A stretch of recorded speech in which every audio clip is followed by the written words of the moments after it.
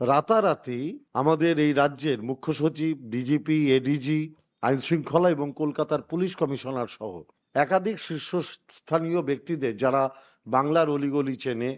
বাংলার ভূগোল সম্পর্কে যাদের অভিজ্ঞতা আছে, তাদের সরিয়ে দেওয়া হয়েছে এবং বসানো হচ্ছে অমিত শাহর মনোনীত লোকদের, যিনি পছন্দ করেন, তার নির্দেশ অনুসারে কাঠপুতলির মতো ব্যবহার করছে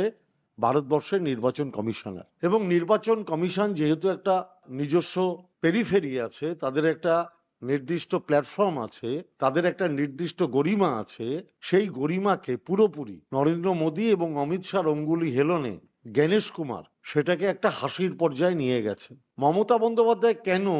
লজিক্যাল ডিসক্রিপেন্সিতে যে 60 লক্ষ লোকের নাম ছিল সেটা নিয়ে কেন কোর্টে গেলেন, কেন হিটলারের মনোভাবা সম্পন্ন অমিত শাহের কাঠপুতলিয়া জ্ঞানেশ কুমারের সমস্ত